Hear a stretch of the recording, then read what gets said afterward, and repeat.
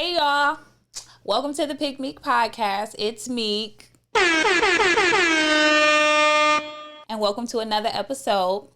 This week's episode is called Finding Strength in Your Feminine Energy. But before we get started, don't forget to subscribe, like, and share. Get this message out here. The more people who knows this, the more we can get our community together and uplifted. Okay? Okay. And feel free to leave comments below and do timestamps so I know exactly what you're commenting about. And also, don't forget to follow me on Instagram, IG, pick_meek. All right. So, this week's episode, finding strength in your feminine energy. So, I want to switch the flow just a bit and stop doing all my blaming tactics and provide some advice to help increase your chances of getting you hitched, because that's the ultimate goal here, getting more Black women married. So, finding strength in your feminine energy. First, let's start off with, do you embrace your feminine energy? In my experience, there aren't many women who share my reflection that do. Many women are very persistent of appearing strong, independent, boisterous, loud, just real strong. And emphasis on strong. I don't know what it is about women, but it's no one wants to appear weak. And equal opportunists, I struggle with that myself. So it's just a fear. I think that comes from being in our community within itself. Just a fear of being teased or put down or anyway. So it's just, I want to seem strong all the time. But the message was really pushed to women. And it's crazy because we appear more strong than our men in our community. And then we push the message, and it's something that's continuing to be perpetuated. And I think it's an issue. Again, are you embracing your feminine energy? Do you walk in your divine femininity? Are you doing the work it takes to stay within that? Because it's some work. You don't just wake up and be this feminine being. Like, you have to put the time into it. You have to invest into your feminine energy just as much as you would invest into your body or your spiritual journey or what you intake as far as food. It's just as much work as doing all of those things. But it should be equivalent to all of those things.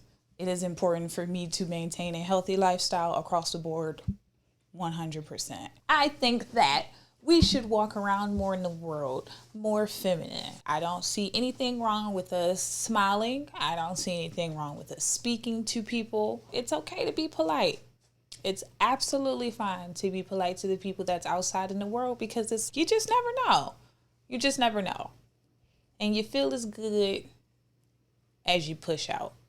That's how I feel it. At least for me, in my own experience, like, now that I see the world differently, I feel less pressure. It is more, don't spend time worrying about the things that you can't control. Like, you can't control all of those bills that's accumulating while you're sleeping. You just continue to do everything that you can to work towards getting them paid and taking care of business. Like, don't worry about it. Just worry about the obstacles as they come. Don't spend too much time worried about them before they arrive. I think because we do have that added pressure, and sometimes it is added by our own choices, or sometimes it's added by society, whatever the reason being, Black women tend to walk around more hard. And I'd like to share a story. So this is story time. Okay, so I work downtown Cleveland, and it's a building where a bunch of people pass through, like, all the time, because it has, like, a bunch of transportation things that you can pick up there, hotels, the casino, a bunch of stuff. So I work in this particular building, so it's a lot of foot traffic. I come across a lot of people on a daily basis when I'm on a break.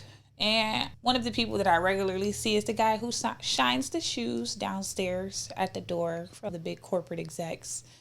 And he's an older gentleman, 68, very nice.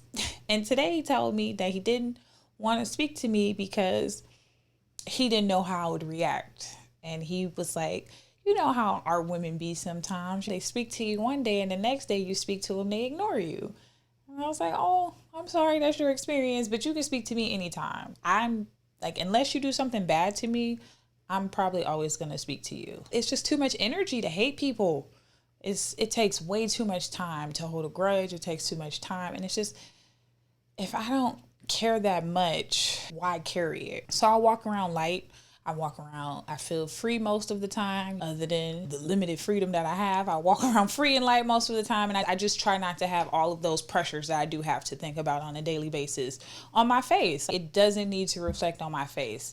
And plus that, looking hard make us age faster, and it cracks the black, and we don't want that. No, don't want the black cracked, which is why maintaining a face routine, skincare routine is important during your feminine journey. I personally haven't always been the most feminine. I've always been friendly. I have always had the personality where I can sit and speak with anyone from different walks of life. That's never been an issue. For 5 minutes in my life, I wanted to be independent. Oh my goodness. Boy, was that a time. And during this time frame of me wanting my independence and having my perspective, because I had a perspective that I was hardened by. I am a reformed savage. I became a savage because rejection. Oh my God, I didn't handle rejection. And then one of the side effects to us becoming so casual is no one wants relationships. So it was just like, it would be times where I would want a relationship, and then I would meet a guy who was just like super casual, and no, I don't want one. So then I had to conform. So once I conformed, I became a savage, and it wasn't good for the world.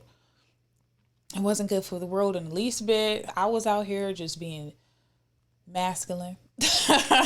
For a better choice of words, I don't have them. So I was out here being masculine. I was attracting women who was in this, and it was very, in words, ain't shit.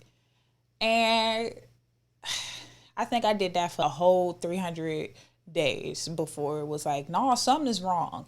That was literally like the push that sent me to therapy, because I've mentioned having my son when I was 18, one night stand gone wrong, condom, got a baby. Still don't know how it happened to this very day, but it happened. He is the Lord's blessing. He sent him here for a reason, and I embraced my baby. Even when that decision was made, it was like, geez, I am lowering my options of men because I'm showing up with a kid. And people were like, nah, it's a bunch of stepdads out here. Don't even worry about that. Every girl get one baby. I was like, oh, okay, sure.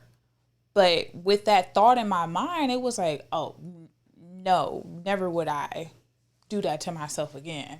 So like initially, like once I had my son, the goal was to get him a stepfather.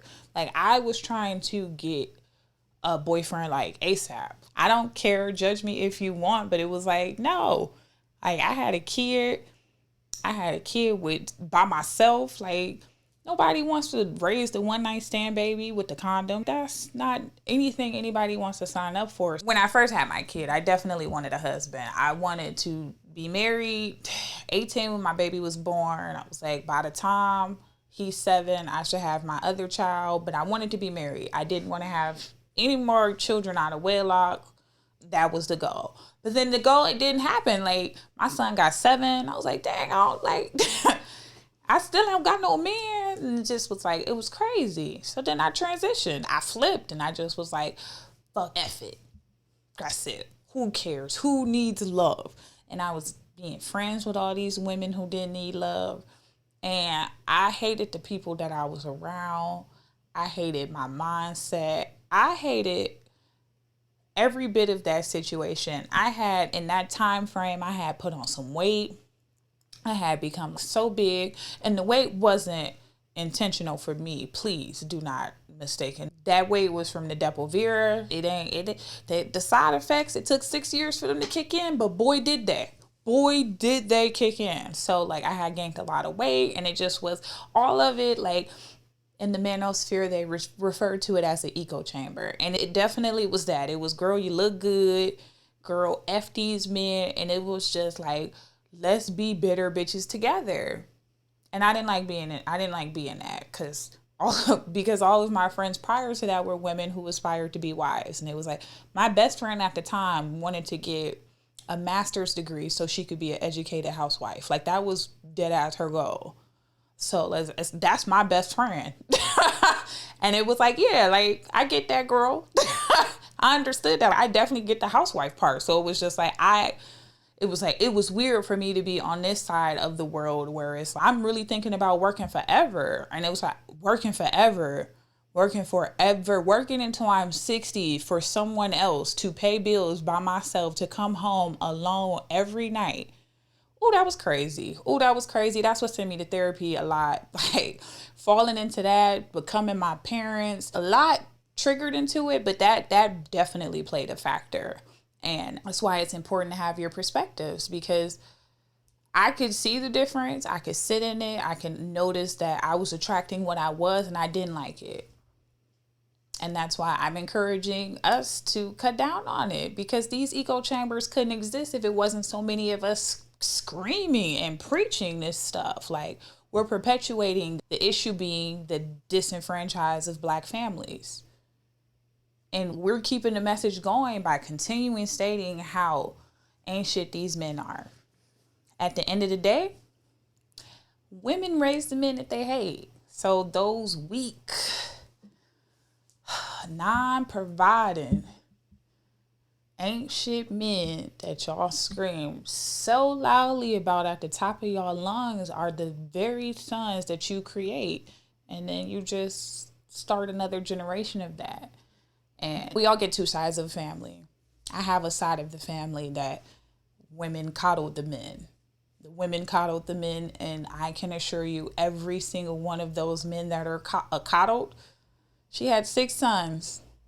Only 5 of them live in their own place. No, excuse me. 6 sons, only 1 of them live on their own. All the other 5 live on. Women never had their own places. Couldn't tell you what it's like to have rent, a utility bill in their name. All they know is living on women. And it's just, okay. Okay. And that was a generation. That I watched that. Those people are actually older than I am. I don't associate with that side of the family as much. And I'm sure you can tell why. But anyway, next. I do have some stuff. 9 ways to connect to your divine femininity. And I would like to list all of these things. And I would like for you guys to really take these things into consideration, because our feminine energy is what is dragging us down, because we lack it so much. It's too much masculine energy in our community. It's too many of us attempting to be hard. We all cannot be the leaders. Like, as women, we should want to step down. Why? Who the fuck wants to work as hard as men? I don't know why y'all want to work as hard as men. Have you thought about how exhausted it is? It is like, and legit, work as hard as men. I don't mean going to get your little office job and working 80 hours. I'm legit working as hard as men, because men do put in a lot of work. Like, society has never been on their side, especially our men. Like, I was raised being told that Black men were endangered species and we should do everything we can to protect them. And we don't. We put them down and we shun them out. And it's like, they pulled them out of our communities and we just was like, good riddance. We don't need you. And we do. Because look at the results of not having them. Oh my God, this undisciplined ass culture. Anyway, I digress. I got off topic. So 9 ways to connect to your divine feminine energy. Reclaim rest.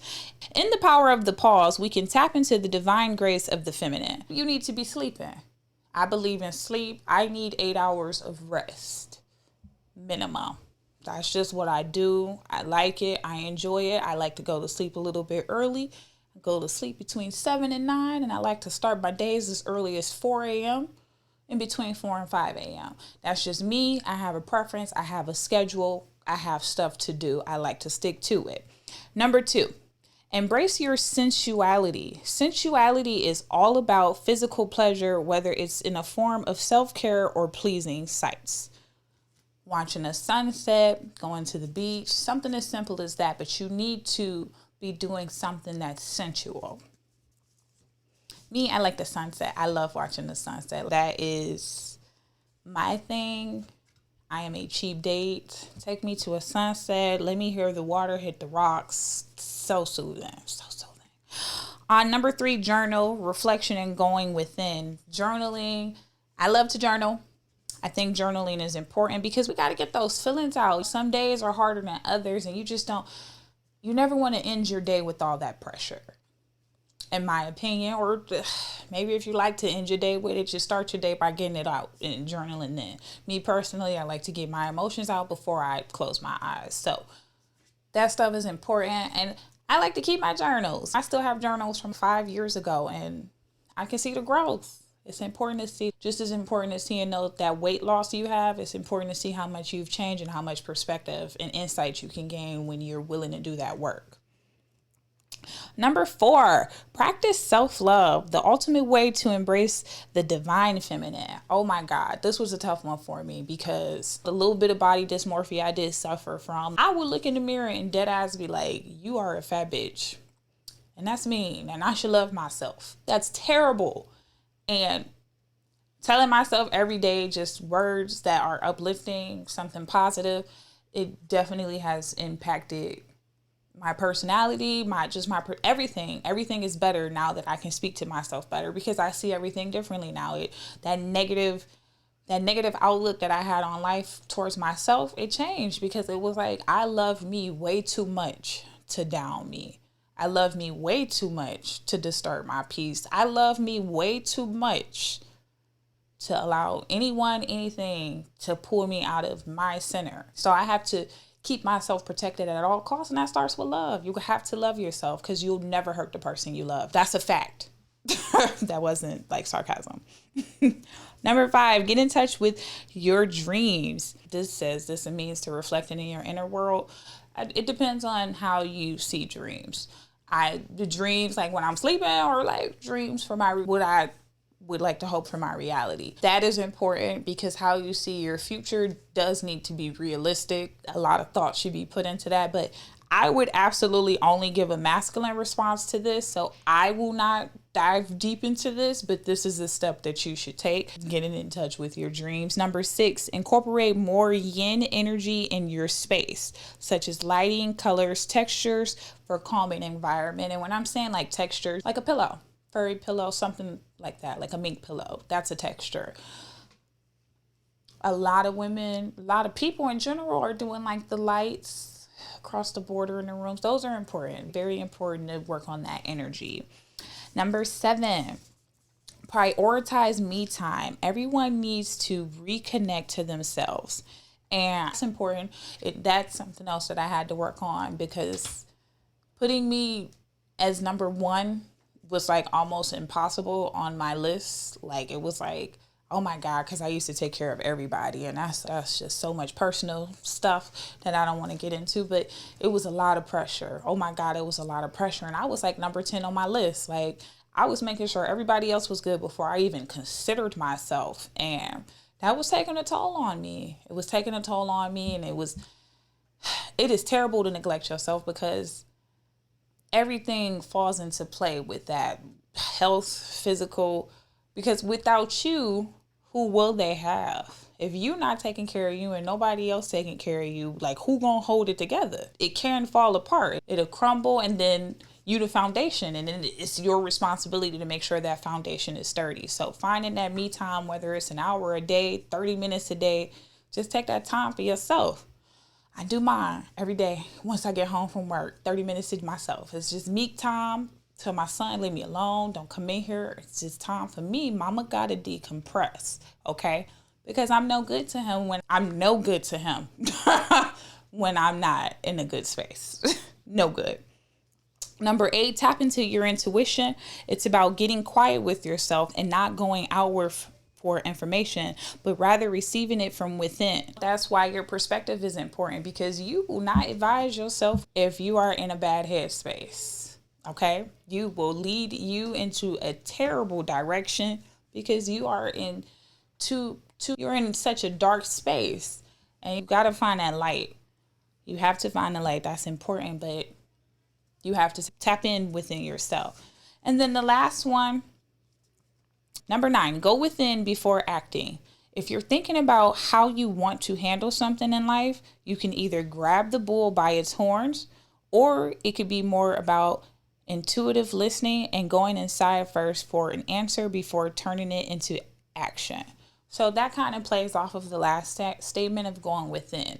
You need to always be mindful of your decisions before you're acting as a woman. You need to be in your feminine energy at all times so you are acting accordingly. You don't want to just be out here making irrational decisions because you're not in a good space.